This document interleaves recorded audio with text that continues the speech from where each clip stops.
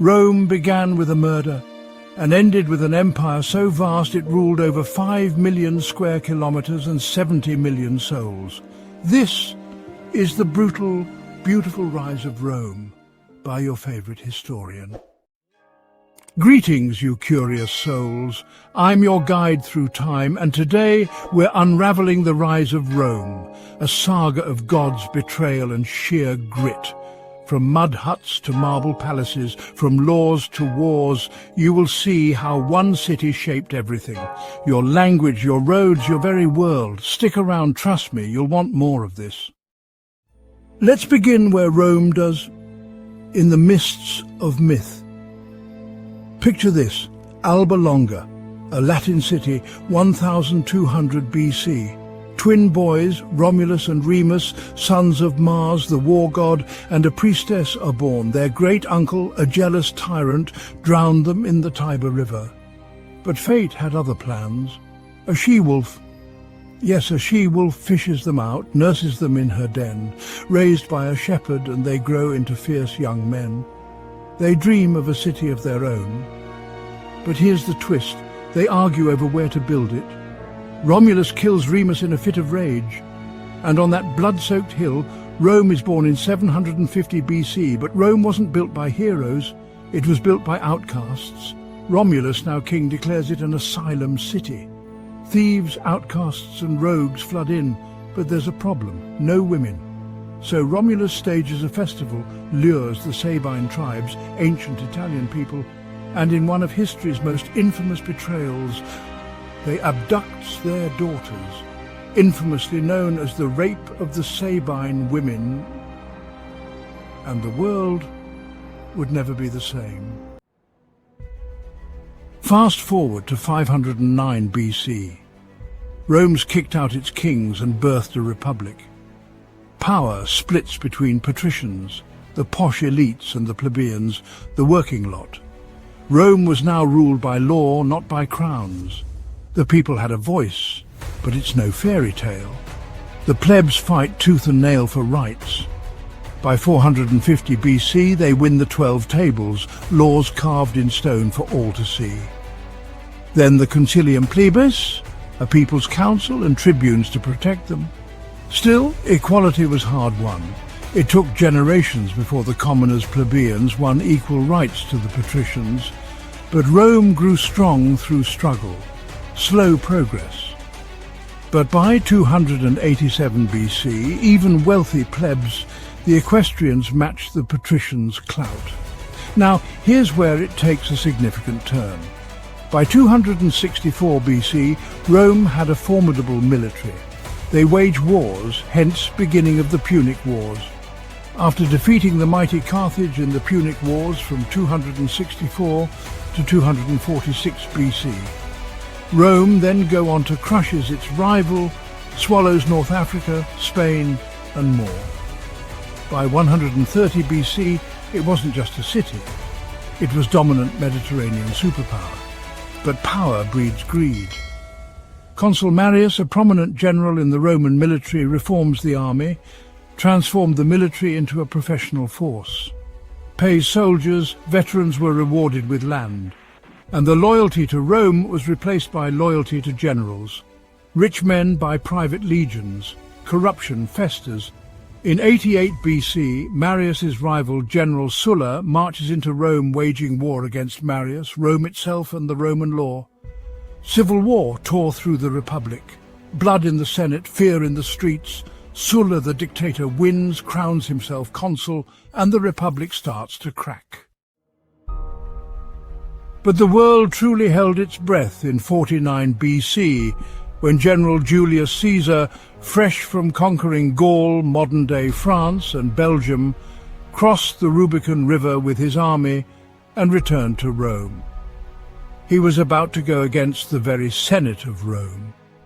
Senate sees this as treason. The Senate panics. His old mate Pompey leads the fight against him. Pompey was responsible for many unsuccessful military campaigns, and Pompey was no match for Julius and flees to Egypt, only to be beheaded by Pharaoh Ptolemy XIII in an attempt to impress Caesar. It was a bad move. Instead, Caesar meets Ptolemy's sister Cleopatra. Sparks fly, leading to the famous love affair.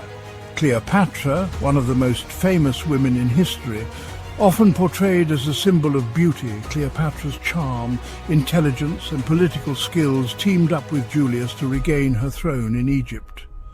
They topple Ptolemy, which led to his untimely death, and Caesar's star soars as he returns to Rome a living god. Back in Rome, he's merciful to foes, a hero to the masses. The Senate names him ruler for 10 years. But Caesar wants more, and he convinces the Senate to declare him as the dictator for life. But life would not be long. The Senate turned against him. In 44 BC, on the Ides of March, 40 senators stabbed him dead in the Senate House. With his famous last words, "You too, Brutus," which referred to his closest friend who was among his killers. His blood stains the Republic's fate. The killers call themselves Liberators. The people? They call them traitors. Chaos reigns. Caesar's friend Mark Antony teams up with Cleopatra, yes, her again, and Caesar's nephew Octavian. Civil war, round 2 begins. Antony and Octavian crush the Liberators, then turn on each other. Antony's fatal love affair with Cleopatra sealed his doom. At Actium in 31 BC, Octavian's fleet sinks Antony and Cleopatra's dreams. They die in Egypt, a suicide, hand in hand. Octavian claimed Egypt and fed Rome's people with its grain, giving Rome its lifeline. He returned not as a general, but as Augustus, the first emperor of Rome. In 27 BC, Octavian becomes Augustus, son of the god Caesar, the first emperor. Augustus ruled not with fear but with brilliance. He's clever, keeps the Senate to pretend the Republic lives, but he rules them all. His 41 years' reign was the first of Rome's golden age. This was the Pax Romana, the beginning of the 200-year-long period of the golden era of Rome. Peace, prosperity, culture blooming like never before. Roads stretch across empires, a courier system hums. He builds the Praetorian Guard, police, firefighters. Rome's rebuilt marble gleams where mud once stood. The empire swells into Spain, Central Europe, Britain's edge. Mighty, oh yes. At its peak, Rome commands 5 million square kilometers and 70 million souls. 3 legions, lost in Germania in 9 AD, halt the push east, but the legions crush foes like Britain's fierce tribes. Augustus dies in 14 AD as a legend. His stepson Tiberius takes over, a decent but dull. Power slips to Sejanus, a scheming guard of the Praetorian Guard. Paranoia reigns, murders follow. Caligula, next in line, kills Tiberius in 37 AD. He is a god in his own mind. He's mad. Executions, incest, chaos. The guard ends him in 41 AD. Claudius, Caligula's crippled uncle, stumbles into power. A scholar, not a warrior, yet he shines. More roads, aqueducts, and the famous Britain's conquest begins in 43 AD. He dies in 54 AD, poisoned by his wife. Enter Nero. Everyone knows he fiddled while Rome burned. In 64 AD, he blames Christians for the Great Fire in Rome, which destroyed most of the city. Spends the treasury dry. Hated, he's toppled by revolt. Suicide in 68 AD, leaving the throne with no heir.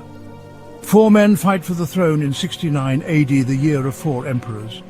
Vespasian, a gritty general, wins, restores Rome, builds the Colosseum with Jerusalem's loot. His son Titus rules briefly, then Domitian autocratic but loved, until court knives end him in 96 AD.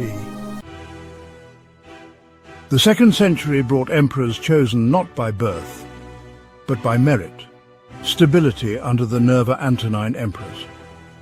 Trajan expanded the empire to its greatest size, stretching from the sands of Arabia to the wilds of Scotland. Hadrian built walls to hold it. Marcus Aurelius, the philosopher king, ruled with wisdom, but his son Commodus was no emperor. A gladiator in name only, was no match for Rome's might. He was murdered in 192 AD. Rome had reached its zenith, but dark clouds gathered on the horizon.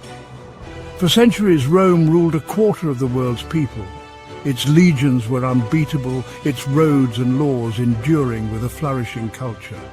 From a wolf's den to an empire, that's Rome. Love this? Subscribe now, hit that bell. Next time, we'll dive into Rome's fall. Share your thoughts below. What's your favorite Roman tale?